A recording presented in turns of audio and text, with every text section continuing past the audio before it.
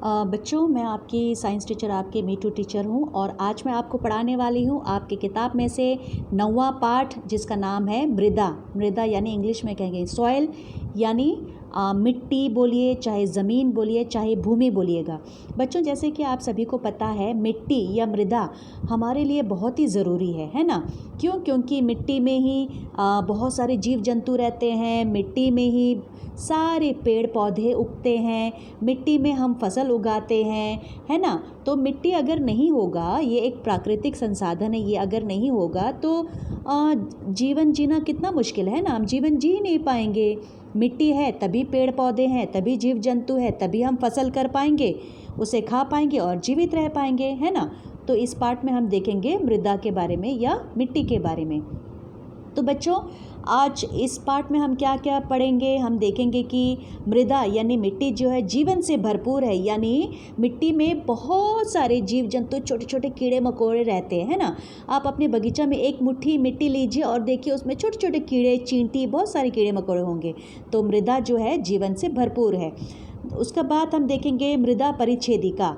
परिच्छेदिका मतलब मृदा का जो स्तर है, जो लेयर्स है, जो परत है, वो देखेंगे। फिर देखेंगे मृदा के प्रकार, यानी मृदा कितने प्रकार के होते हैं। उसके बाद हम देखेंगे मृदा द्वारा जल का अवशोषण, यानी कौन सा मिट्टी कितना जल चूस सकता है, कौन सा मिट्टी कितना जल को पकड़ के रख सकता है।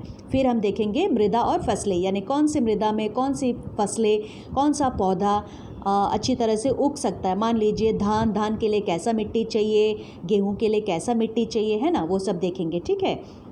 तो बच्चों, ये देखिए, ये स्लाइड में आप देख सकते हो मृदा जीवन से भरपूर है। देखिए मिट्टी में क्या क्या है। छोटा देखो काला कीड़ा है, चींटी है, लाल रंग का छोटा सा कीड़ा है, फिर केंचुआ है।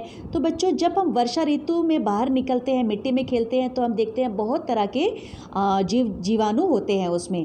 और मृदा में आपने केंचुआ देखा, चींटी देखा, भृंग देखा, झिंगुर देखा, बहुत सारे कीड़े मकोड़े देखते हैं ना। हम अक्सर देखते हैं कि मौसम चाहे कैसा भी हो, मृदा हमेशा जीवन से भरपूर होती है। और बच्चों, ये है अगला मृदा परिच्छेदिका, यानी मिट्टी के परत। ये आपकी किताब में भी है, पेज नंबर 103 में मृदा परिच्छेदिका चित्र 9.3 में दिया है। तो बच्चों देखिए, सबसे पहला है मृदा का जो सबसे पहला परत है, ए संस्तर स्थिति कहते हैं, ए संस्तर स्थिति। ठीक है। देखिए यहाँ पे सबसे ऊपर वाली संस्तर स्थिति गहरे रंग की होती है। ये कैसा होता है बच्चों? देखिए सबसे ऊपर वाला घास के नीचे जो मिट्टी का परत है ना, देखो क्या रंग का है, गहरे रंग की होती है, क्योंकि यह ह्यूमस और खनिजों से भरा है। ह्यूमस क्या है बच्चों? ह्यूमस खाद है। कैसा वाला खाद?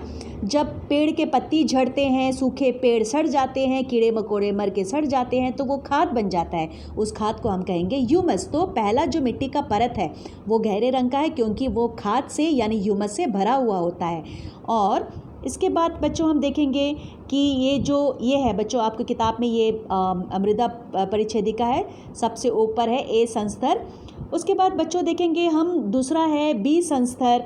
बी संस्तर जो है शीर्ष मृदा यानी ऊपर परत के नीचे होता है, और इसमें ह्यूमस की मात्रा थोड़ी कम होती है। जैसे चित्र बाएं और चित्र में बी हॉरिजॉन आप देख सकते हो ना, बी संस्तर, ये जो है ह्यूमस थोड़ा कम होता है इसमें, और खनिज अधिक होता है।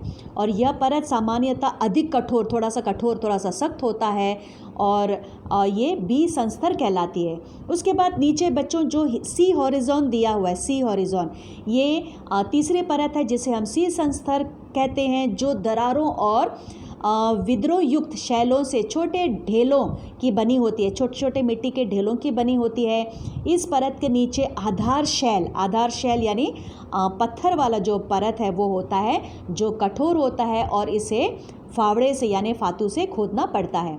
अब मृदा कितने प्रकार के होते हैं बच्चों? मृदा जनरली बच्चों, मृदा 3 प्रकार के होते हैं। सबसे पहला है बलुई मृदा। बलुई मृदा कौन सा है बच्चों? बलुई यानी बालू मिट्टी, हिंदी में हम कहेंगे लोकल हिंदी में बालू मिट्टी। तो बालू मिट्टी कैसा होता है? यदि मृदा में कणों की अनुपात अधिक होती है, बड़े कणों की अनुपात, यानी ऐसा मिट्टी जिसमें बड़े बड़े कण होती है, तो उसे हम बलुई मिट्टी कहते हैं। जैसे बच्चों समुद्र किनारे आप चले जाइए, वहाँ पे कैसा मिट्टी है? बालू मिट्टी है, जिसका कण बड़ा बड़ा होता है।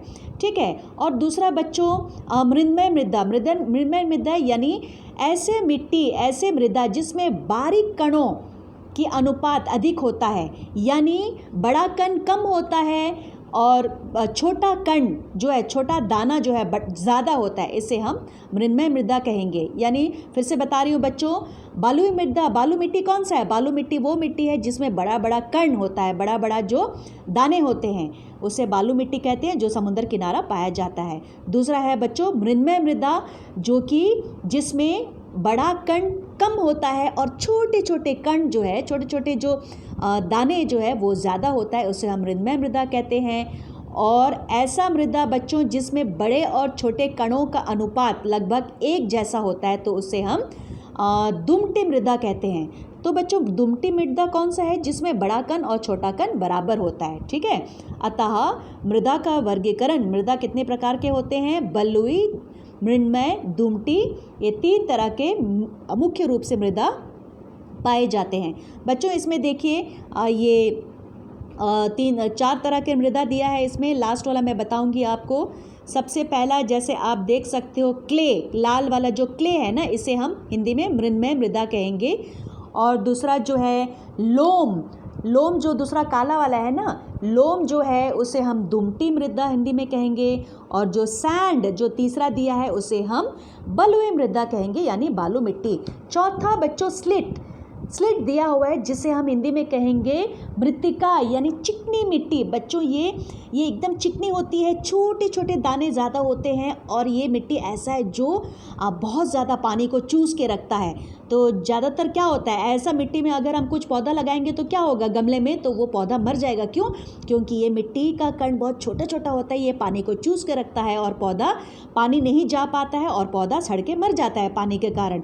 वहीं पे बच्चों ये जो सैंड है, जो बलुई मिट्टी है, ये बिल्कुल भी पानी नहीं चूस पाता है, जिसके वजह से इसमें भी हम पौधा नहीं लगा सकते ज़्यादा, क्योंकि ये पानी चूसेगा ही नहीं और पौधा सूख के मर जाएगा। ठीक है बच्चों। और इसमें जो दुमटी मृदा है, ये अच्छा मृदा है, बहुत अच्छा गुण वाला मृदा है, और इसमें जो है ये जल को थोड़ा सा पकड़ के रख पाता है और ये अच्छा होता है। वैसे ही क्लेई ये जो आपका मृन्मय मृदा है, ये भी अच्छा होता है फसलों के लिए। लास्ट में हम देखेंगे बच्चों की मृदा द्वारा जल का अवशोषण। जैसे मैंने बताया, बालू मिट्टी जो है पानी बिल्कुल भी नहीं चूसेगा, इसीलिए हम लोग उसमें ज़्यादा पौधा नहीं लगा सकते।